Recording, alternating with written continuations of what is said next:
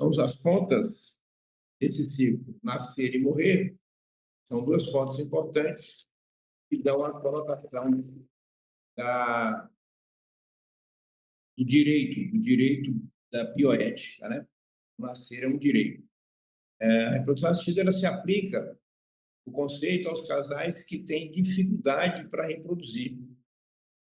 Então, essa é uma condição onde a tecnologia ela se beneficia ao casal que, se não fosse a tecnologia, não teria condições de serem pais e mães. E a maternidade é a condição mais absoluta do sentimento humano, né? Onde o sentimento da mãe pelo filho representa o maior amor do mundo, que é um amor ventral, um amor umbilical, onde a mãe, ao gestar num modelo, é um modelo extraordinário na evolução do reino animal, e é entre os princípios também da fisiologia, anatomia e a bioética se envolve com isso. No reino animal, os mamíferos surgiram logo após os répteis, anfíbios e aves, e trazem nos seus primeiros mamíferos as condições dos seus antepassados num outro formato. Os primeiros mamíferos eram ovíparos, eles botavam ovos, e os filhotes nasciam dos ovos, portanto, eles eram considerados monotremados. Monotremados é quando a genitália do animal ele se acompanha da drenagem de 3 aparelhos. Por isso, no convencional, seriam tritremados. O ser humano tem, na forma da genitália, 3 órgãos distintos. Tem a parte genital, a mulher, por exemplo, tem a parte genital, que é o canal vaginal com o útero, tem a parte urinária e tem a parte intestinal da região anal. Esses 3 elementos estão próximos, porém são distintos. Então, nós somos tritremados. Os primeiros ovíparos, que eram mamíferos, e ainda existem poucas espécies do mundo, então eles são monotremados. Monotremados são portadores de cloaca, onde os 3 aparelhos, a parte genital, que é ligada à reprodução, a parte urinária e a parte intestinal, drenam no mesmo ambiente. E a cloaca, as aves são assim, os répteis são assim, os anfíbios são assim. Então, começamos nesse modelo, onde o animal, o macho, ao ter uma relação sexual com a fêmea, ele só encosta a cloaca dele na cloaca da fêmea. Ele ejacula de cloaca para cloaca. Daí vem, portanto, a fecundação, e essa fêmea bota os ovos. Então, a gestação não é no ventre da mãe, né? E o nascimento também não é ventral. Talvez por isso que os animais, depois que crescem os filhotes, eles desvinculam totalmente o sentimento desses filhotes. À medida que avança o reino animal, os mamíferos vão se tornando uma apologia um pouco mais próxima dos primatas, onde há uma separação dos 3 ambientes. O macho passa a ter um falo, que é um pênis, e as fêmeas passam a ter um canal vaginal. Os machos penetram as fêmeas, e a fecundação acontece no ventre da fêmea. Na sequência, os primeiros animais que acontece essa cena da penetração, os embriões nascem na fase embrionária, porque não tem como desenvolver o embrião dentro do ventre da mãe. Eles nascem, migram pelo ventre da mãe e vão amamentar lá na bolsa dos marsupiais.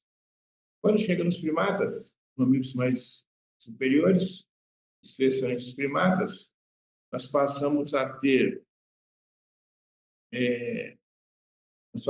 uma evolução onde o macho penetra a fêmea, a fecundação no ventre da fêmea.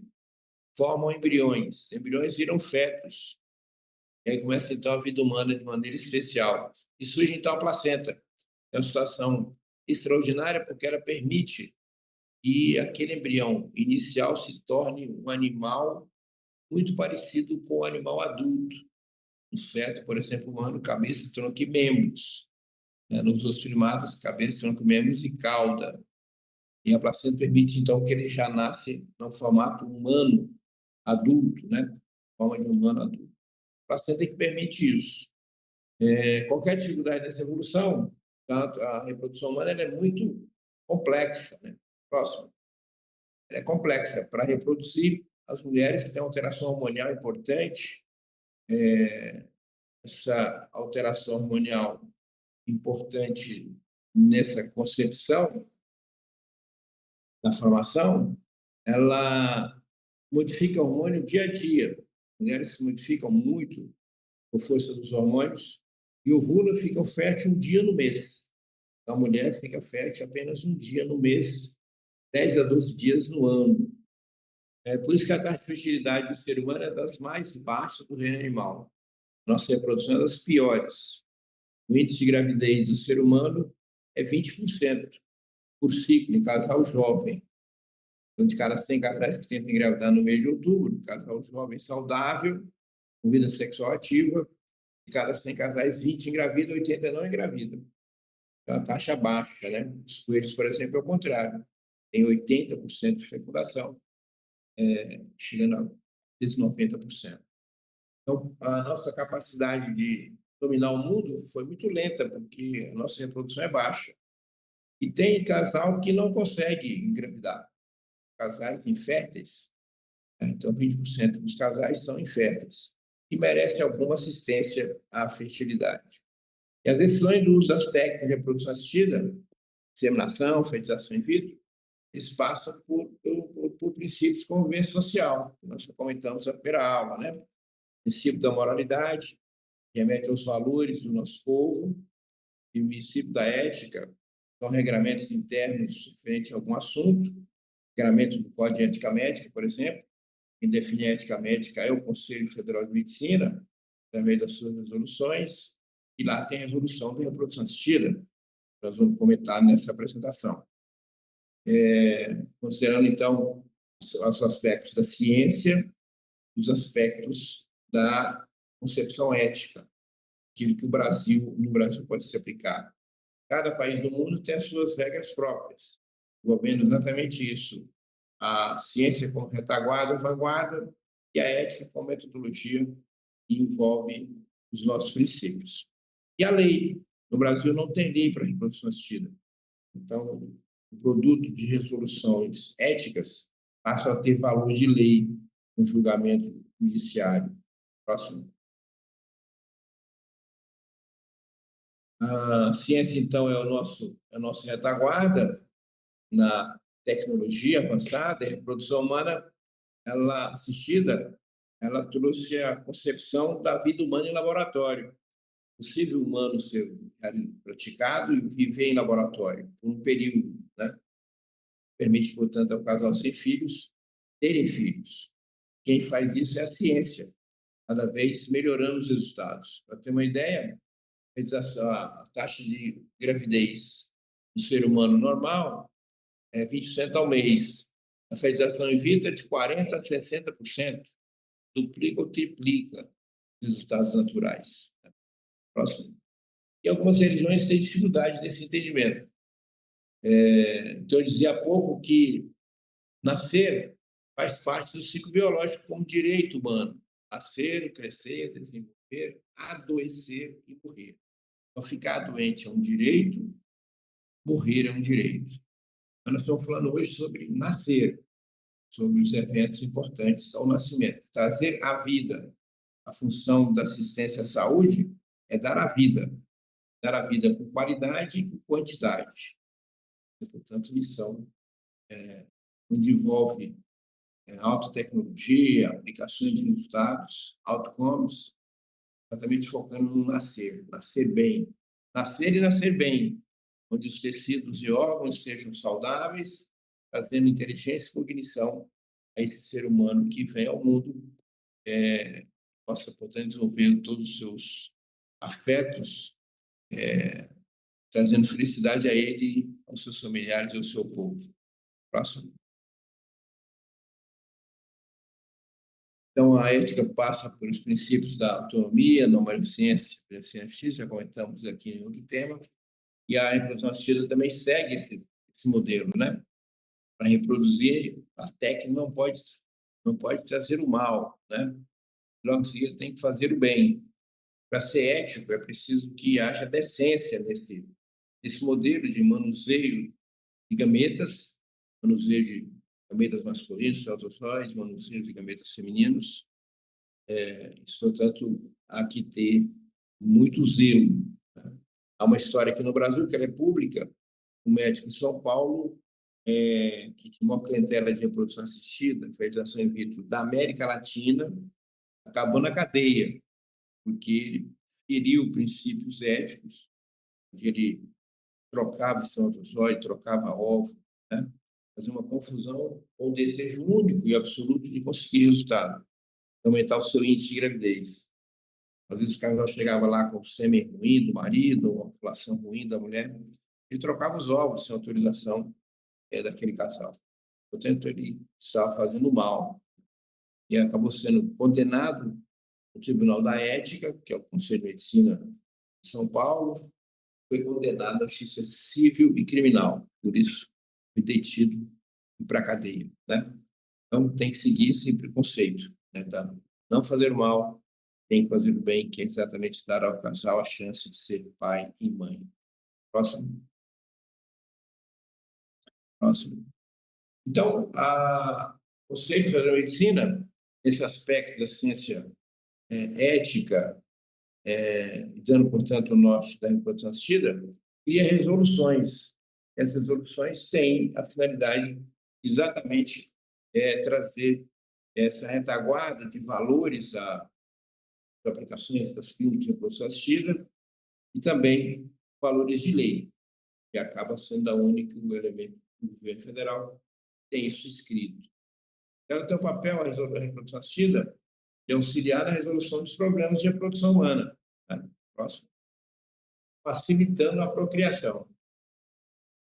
E aí, as técnicas podem ser utilizadas desde que existe probabilidade de sucesso. Realização in vitro, inseminação artificial, né? E não pode haver risco de trazer doença àquele casal. Né? Então, por isso, a resolução estabelece que a idade máxima dos candidatos à técnica de reprodução assistida é de 50 anos. Então, fazer inseminação, fertilização in vitro em de 60, 70 anos, não tem a orientação do Conselho Federal de Medicina. É porque, a partir daí, aumentam algumas doenças da própria faixa etária, e aí a correlação entre a mulher doente e gravidez traz condições de alto risco para o binômio materno-fetal. Próximo.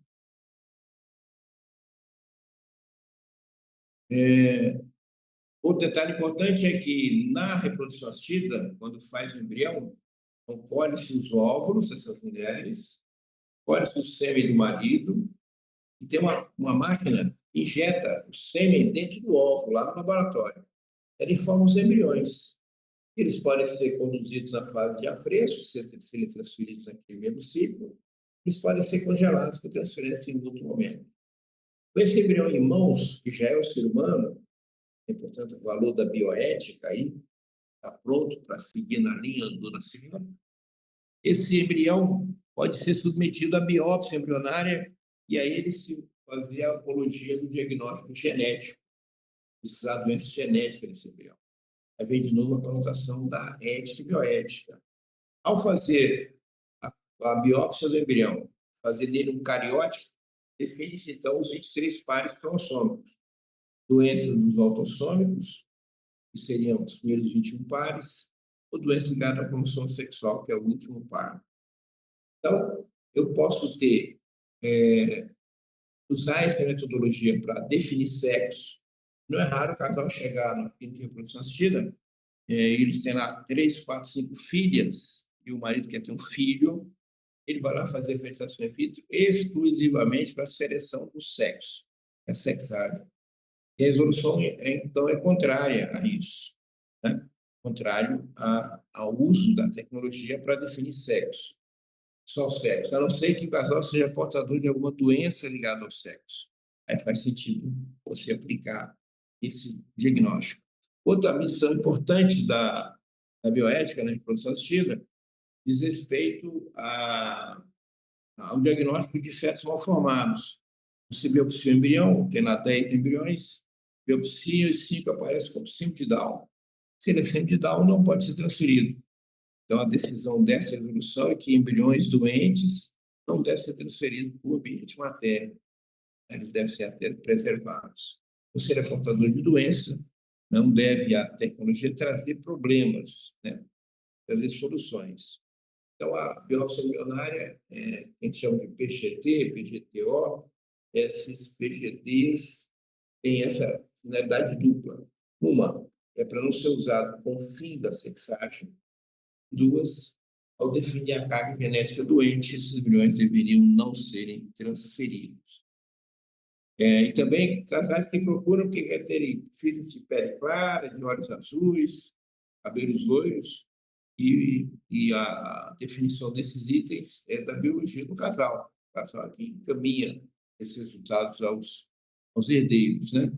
Portanto, não pode a tecnologia estabelecer que seria possível calcular ou modificar o resultado perinatal em relação à cor do olho, em relação à cor da pele. Próximo. Quanto ao número de embriões, à medida que você colhe os ovos da mulher, via vaginal, com ultrassom e anestesia geral, vai ao laboratório, colhe o sêmen e ali faz a conexão dos dois gametas, teremos então embriões, né? Teremos então embriões. E qual que é o número de embriões que eu consigo dar? 10 embriões. Quantos eu transfiro? Porque é sabido hoje que quanto mais embriões se transferem, maior a taxa de gravidez. Maior a taxa de gravidez. Mas a decisão dessa resolução foi estabelecer o número de embriões ser transferidos para o útero daquela mãe, baseado na idade materna. Mulheres jovens até 2 embriões. Por quê? Quando eu coloco excesso de embriões, aumenta muito a chance de grandes gemelares, né? 4, 5 embriões, 6 embriões, que traz risco de sobrevida aos fetos e risco de sobrevida à mãe. Se a mãe tiver 37 e 39 anos, perto de 40, pode transferir até 13 embriões. E mulheres com mais de 40 anos pode transferir até mais que 4. Próximo. Em casos de gravidez gemelar, múltiplos de fetos, é proibido a questão da redução embrionária, né? Proibido. Então, você tem lá, implanta, transfere lá, esse médico que eu comentei em São Paulo, ele transferia 10 embriões para a mulher, quando a resolução estabelece que é no máximo 3. Então, ao fazer esse modelo que traga excesso de embriões, o que fazer com essa mulher que está grávida de 5, 7 embriões? Então, o primeiro mundo pratica o que chama redução embrionária. Vai com uma agulha com ultrassom, identifica o coração do feto, e aí se promove um feticídio, né? Que tira seria a chance de sobreviver. Isso então chama redução embrionária. Esse modelo está proibido no Brasil. Próximo. Quais são os pacientes que vão à reprodução assistida? Casais convencionais, casais homoafetivos e até pessoas solteiras, né? Pode ser praticado, mas respeitado o direito da objeção de consciência. Próximo. Quanto às clínicas, tem um treinamento apropriado para esse fim e os serviços que aplicam o teste de reprodução assistida. Próximo.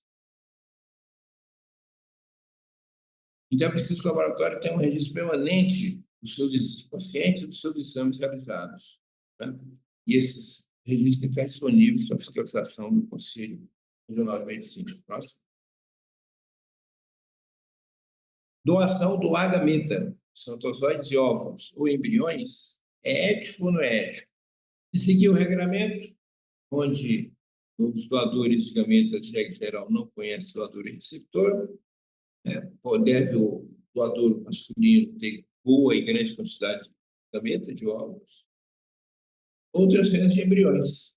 Né? É preciso também nessa linha. Próximo. A doação de de gametas ou de embriões não pode ter caráter lucrativo nem comercial. Você não pode vender embrião, não pode vender ovo, né? Proibido no Brasil. A idade para doação de gameta é 35 anos, a idade para engravidar até 50. Né? Então, mulheres engravidam até os 50 e para a mulher, portanto, o índice, a taxa, a limitação de gametas é a faixa etária, né? Então, para a mulher, 35 anos, para o homem, 50 anos para doar espermatozoides. Próximo. Então, a escolha da doadora de óvulos, eu quero ser receptora, porque está na menopausa. Então, alguém tem que selecionar doadoras. Tem que ter um ato médico para esse fim.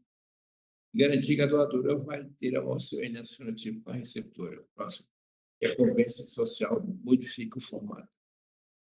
Próximo. Não é permitido aos médicos, não faltam. Não é permitido aos médicos, nem funcionários, ninguém da clínica para serem doadores, nem de espermatozoide, nem de óvulos. Né? Próximo. Preservar, portanto, gametas e embriões podem ser congelados, que é aquela história da vida humana em laboratório, na geladeira. É preciso dizer a cada paciente quantos embriões ela tem congelados para definir a data de transferência. Pedir, então, para que esse controle de gametas e embriões seja o melhor possível, né? E com a ação pessoal da maternidade Dona Iris. Próximo. O paciente deve manifestar sua vontade quando congela e espermatozoide de óvulos. Tem que o candidato demonstrar a que veio, né? Por que ele está fazendo esse procedimento de congelar espermatozoides e óvulos? Se ele congelou o seu próprio espermatozoide, que ficou congelado, ele pode, no futuro, próximo ou distante, escolher óvulo e fazer a fixação in vitro com esse sêmen. Lembrando que os embriões preservados pela lei de biossegurança, com 3 anos ou mais, poderão ser descartados por vontade expressa do paciente. O embrião congelado por mais de 3 anos, por vontade expressa do paciente, se pode jogar fora. Os embriões preservados e abandonados por 3 anos ou mais poderão ser descartados. Está congelado. Próximo. Então, eu dizia sobre a biópsia embrionária. Diante da formação do embrião, da placa embrionária no laboratório, a gente pode colher estudo genético e mandar fazer rastreamento de sondas. Próximo. Então, as células são muito sensíveis para alterações genéticas, né? Doador para pesquisa, eles são pacientes devidamente documentados e possivelmente informados. Próximo. Pode ser utilizado, então, para tipagem do HLA, atinge isso compatibilidade do embrião, da diversidade. Compatível com algum irmão já falecido pela doença, o estabelecimento para o transplante de células que não tem acordo com a legislação é vigente.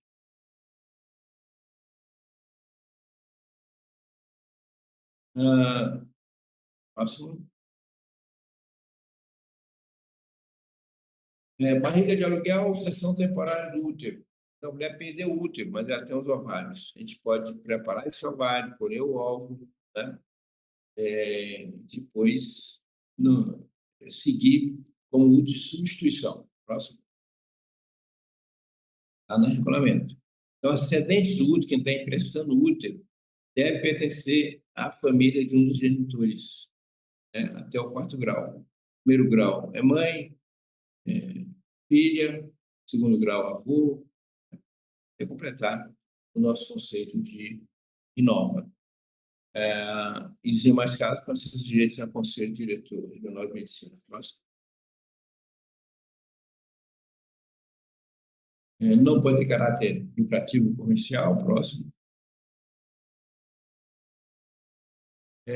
Na clínica de produção assistida, é preciso ter documentos éticos, né, que garantem a autonomia e a grande liberdade do doente fazer uso quando quiser, no formato que quiser. Então, isso é para documentar todo o procedimento que foi feito aqui. Próximo. E se o casal que congelou ovos espermatozoides morre? Até 4 anos atrás, não tinha se inscrito em nenhum lugar no Brasil. Aqui em Goiânia teve um processo importante de um fazendeiro que passou a viver com uma moça, mas não casaram, mas vivia como tal.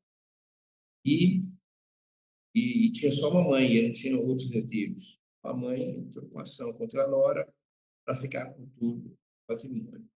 E aí a pergunta é, quem que vai dizer quem está certo, a sogra ou a nora? Então, o uso dessa tecnologia consegue permitir esse tipo de coisa. Próximo. É permitido a reprodução pós-mortem, né? Então, desde que o indivíduo faça uma pré-autorização específica para o tema e caminhe para a faculdade de medicina. Então, é possível fazer a produção pós-mortem. Ele morreu, eu posso daqui 5 anos pegar o sêmen dele, um alvo de doação, e fazer, portanto, a tecnização in vitro, fazer congelação, seguindo, portanto, a resolução e com a parte legislativa vigente. Próximo. Próximo. Então, isso é o que está regulamentado no Conselho de Medicina. Essa já é a 8ª resolução, ela existe desde 2010, estamos agora com várias décadas, e, caso de exceção não prevista na resolução, dependerão da autorização do Conselho de Medicina da Jurisdição e, em especial, o Conselho Federal de Medicina. Próximo. Então, a reproduzir, nascer no casal que tem... O Maurício pode abrir outra aula? Nossa, doutor, só um segundo. Tá. Pessoal, até aqui alguém tem alguma dúvida?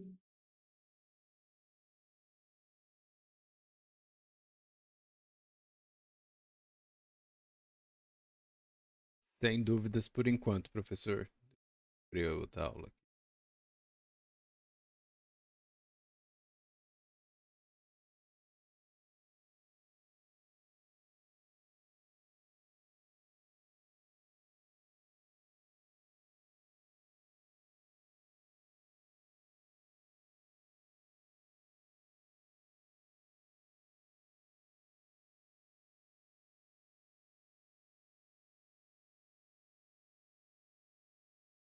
Doutor, tem uma pergunta aqui da Larissa.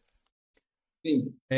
Como está a comercialização de barriga de aluguel no Brasil? Como acontece na Geórgia? Então, alguns países do mundo são liberais, tanto para comprar e vender ovos, comprar e vender espermatozoides, comprar e vender embriões, e o de substituição, né, que é a barriga de aluguel. Tudo isso, na Espanha, por exemplo, é permitido. No Brasil, não é permitido nada disso. Então, nem comprar ovos, nem espermatozoides, nem embriões, e nem essa questão de útero pode ser comercializado. Quem o fizer é um ato antiético. Se for médico, ele responde por isso. Mais alguém? Só isso por enquanto, doutor. Vamos então falar um pouquinho das técnicas de produção humana. Próximo. Produção assistida.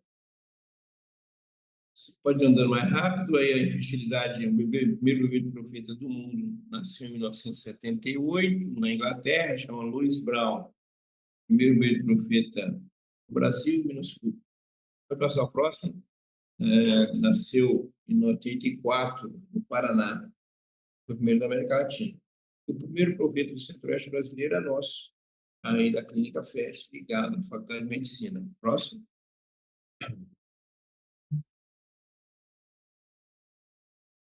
Até 2 séculos atrás, o conhecimento sobre espermatozoide e óvulo era totalmente incipientes, né? Então, em 92, nós tivemos o primeiro profeta do Centro-Oeste, da FIV. Em 1900, 10 anos depois, a gente conseguiu fazer o primeiro profeta do serviço público. Então, a tecnologia chega àqueles que pagam pela tecnologia, mas também se estendem àqueles que não podem pagar. Então, assim, portanto, é uma medicina mais humana. Né? Próximo. Aí, o primeiro profeta da Faculdade de Medicina do UFG, Isso aí foi em 2003, nós estamos, então, com 22 anos. Próximo.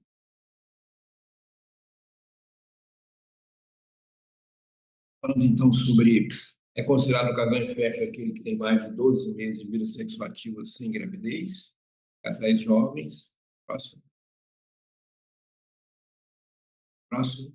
Subfertilidade é quando o casal não é estéril, mas também não é fértil. Próximo. Próximo. A prevalência em torno de 20%. Aumenta a infertilidade com a idade. Quanto mais velha a mulher, mais difícil engravidar. Próximo. Então, a reprodução assistida é um conjunto de técnicas que visa facilitar o encontro de gametas, tanto com ovos no organismo materno, as técnicas intracorpóreas, ou em laboratório, que são as técnicas extracorpóreas. Próximo, essa fermentação in vitro é o grande recomendado. Então, nós temos técnicas de baixa complexidade, onde a inseminação é a mais conhecida, e nesse caso não há retirada de gameta do ovário da mulher, só prepara o ovário para funcionar. E na hora que ela ovula, pode então preparar a apresentação. Na hora que ela ovula, prepara seu sêmen e coloca esse sêmen dentro da cavidade uterina. A inseminação uterina é mais frequente da baixa complexidade. E a alta complexidade da fermentação in vitro é essa que precisa internar a mulher, colher os seus óvulos imaginal, olha o sêmen dele, fabrica o neném, depois de mais algumas horas tem que entregar. Isso então é alta complexidade. Próximo. Próximo. Doutor, antes da gente entrar, teve uma pergunta aqui que eu acho interessante de ser respondida. Então, o coito programado é quando você prepara o ovário da mulher com ultrassom e com medicamentos e acompanha até ele ovular. Na hora que ela ovula, tem data da ovulação, que é a mesma data da vida sexual. Próximo. Você tem que monitorizar para achar o dia certo. A segmento com ultrassom que é feito a partir do terceiro dia. Próximo. Próximo. Aí tem vários indutores de ovulação que fazem a mulher ter mais óvulos, né? Tem o clomifene, tem o diaromatase, cloretrozole, clorotrofinas. Próximo. Tudo isso é para fazer a mulher menstruar, entrar com preparo ovariano e endometrial até o dia próximo da ovulação. O dia da ovulação faz, então, a decisão da coleta. Próximo. Inseminação é mais simples, porque não colhe nada da mulher. O custo muito mais baixo. Qual que é o diferencial? Eu preciso das tubas uterinas patentes, que está funcionando. E a gravidez vai acontecer dentro da tuba, que é o seu órgão original para esse fim. Próximo. Inseminação é mais simples, né? Só prepara o ovário, ovulou, pega o sêmen do marido, concentra, tira as contaminações e depois injeta a cavidade na direção dos ossos tubários. Próximo. Prepara um sêmen de grande relevância, porque você muda um mau resultado num bom resultado. Próximo. Aí uma forma de apresentação, para que ela ovula, fica fértil, tem que entrar na tuba uterina, passa uma cânula diretamente na cavidade uterina e injeta. Isso é fertilização in vitro de alta complexidade. Quando eu pego esse cateter e passo para o dorso, melhora muito. Próximo. Alta complexidade é essa que paciente portador de endometriose, sequela de uma infecção pélvica, né? O resultado reprodutivo não está muito bom. Próximo. Isso é alta complexidade. O fator tubo peritoneal é o elemento mais comum. Então, quanto às indicações de alta complexidade, a maior parte foi laranja e verde. Alta complexidade, portanto, requer uma ação laboratorial mais intensa, um bom centro cirúrgico, próximo, para dar suporte ao casal. Próximo. Alta complexidade tem que induzir a ovulação, levar ao centro cirúrgico, aspirar os óvulos, acompanhar a fertilização no laboratório e programar a transferência embrionária. Próximo. Estimulação ciclo curto, ciclo longo, próximo, não entrei em detalhe agora. E aí, na alta complexidade, a pergunta, eu vou usar agonista ou antagonista. Os dois podem ser aplicados. A gente tem tido uma preferência pelo down regulation do agonista, do neuprolida, porque ele acaba tendo uma ação de estabilidade e ele é mais simples de utilização. Então, você faz um uso diário nesse período mais próximo da ovulação. Próximo. O protocolo longo, ele começa menstruado e vai acompanhando. Próximo.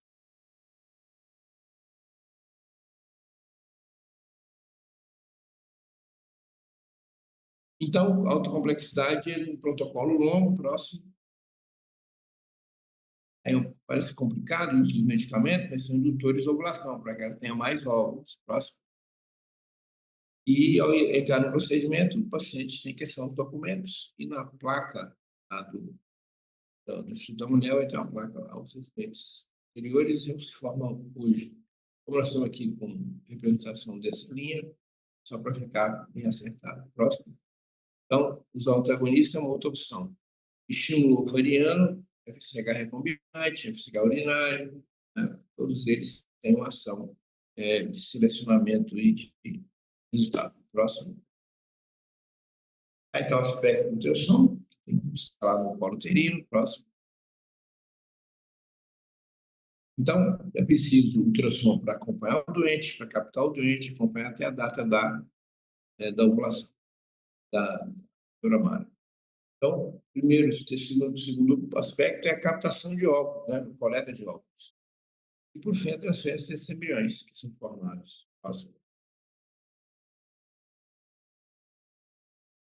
A coleta é feita em centro cirúrgico, posição ginecológica, aparelho de ultrassom, próximo com asepsia devida, um bom anestesista. Esse é o aspecto do procedimento. A gente faz transfixa, pula vaginal, e vai até o ovário e aspira o soro. Próximo.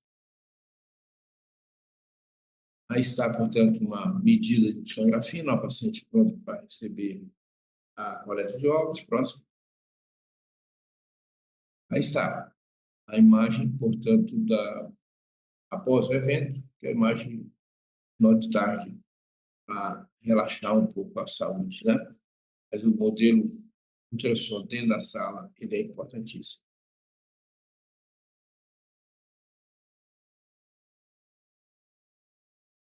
Da indução da ovulação surgem essas bolas pretas aí, que são os folículos, são recrutados e eles crescem.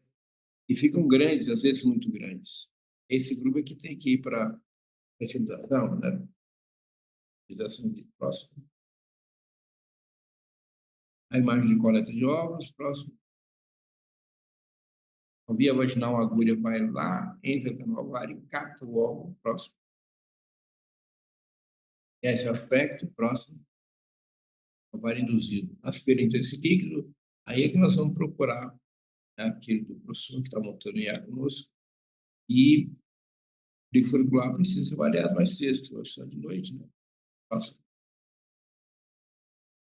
Aí é transportado para o outro lado, colocar de um lado, transporta para o outro, próximo.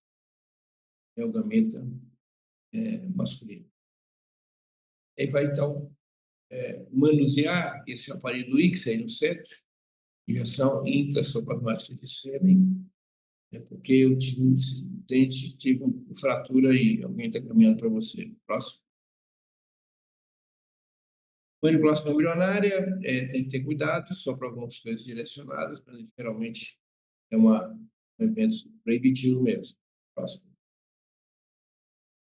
É o X, ó, fertilização in vitro. Na nossa esquerda tem uma pipeta que segura o óvulo, e na outra entra uma cânula, com são os dois dedos da cânula. Então, isso permite que é uma tecnologia extraordinária, né? Você consegue colocar todos os seus anseios na foto como essa. Próximo. Aí está, laboratório, próximo. Tem microscopia eletrônica, microscopia básica, alta complexidade.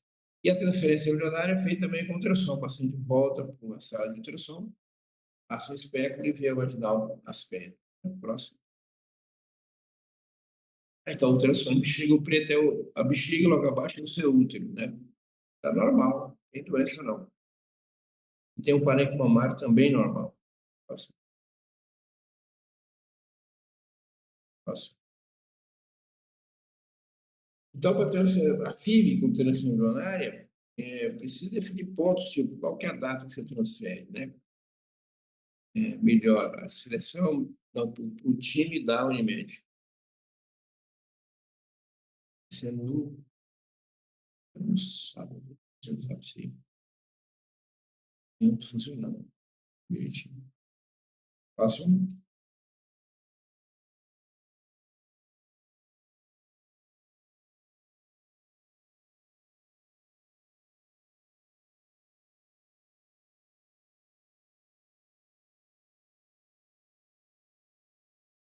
Então, biopsia embrião é importante para você rastrear doenças genéticas, né? Isso é praticado aqui por todos nós. Próximo, EGD. A taxa de embrião varia de 35,79, onde chegaram no artigo 50. Então, o peixe dele tem essa realidade. Então, o doente, uma variação de que está tudo 100%. O ser humano tem 10 mil doenças genéticas. Não pode ser que eu não tenha visto nenhuma nesse período. E nós temos que ter cautela para que as coisas aconteçam, né? É possível biopsia embrião, é possível orientar a vida sexual e os aparatos nessa linha. Próximo. A cirurgia 7, próximo. E isso, em 2018, nós vamos ter mais de gravidez voltou de 26%. Plantação 64%, sai da plantação 68%. Próximo. Então, uma preocupação pode ter complicações, como peixinho ovariano, coleta de óvulos, ectópica, gemelidade. Próximo. Pode ter complicações, como tudo na vida, excesso de embriões, quando você coloca muitos embriões, e aí tem que resolver isso, né? Então, tem um momento que você só tem aquele, tem que resolver para gerar menos confusões, né? A assistência à fertilidade foi meio que sair da zona de conforto e direcionar na direção da boa prestação de serviço. Tá? Bem, pessoal, era isso. Tem alguma dúvida? Doutor, a doutora Larissa, continuando a pergunta que ela fez, ela tem uma continuação, né? Ela perguntou sobre os amigos podem gerar para outros casais doando o próprio óvulo? E se depois do parto decidir ficar com a criança? Como que fica judicialmente? Do ponto de vista legal, à medida que elas têm os documentos do Conselho de Medicina, os documentos são exatamente para proteger a mãe biológica. Agora, se ela, porventura, incidir com isso, ela responde a processo criminal, né? Então, de regra geral, não pode haver compra desse material, não pode ter nenhum aspecto que gere a preocupação com os custos, né? Mas que nós estamos preparados para recebê-los. Essa aqui é a nossa missão. Outra dúvida que veio agora da Ludmila, ela pergunta: o casal com múltiplas tentativas falhadas, quando parar? A beneficência versus a não maleficência. Então, parar nunca, né? Parar a produção da paciente nunca. Parar a produção da biologia. O ovário dela para espontaneamente, se é um tumor no útero também espontâneo. Então, só 30% das doenças humanas e da morte materna representam isso. Então, ficar atento. Tentando trocar esses óculos, ficar melhor ainda. Próximo.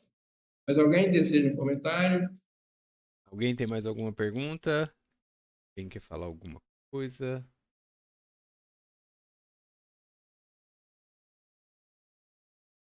Doutor, creio que por hoje estamos aqui. Todo mundo resolvido. Todo mundo resolvido. Então, isso é assistência à fertilização assistida, bioética no início da vida, que é exatamente na gestão, na gestação e na chegada de final feliz. Muito obrigado, boa noite. Obrigado a todos, boa noite. Obrigado, doutor. Obrigado.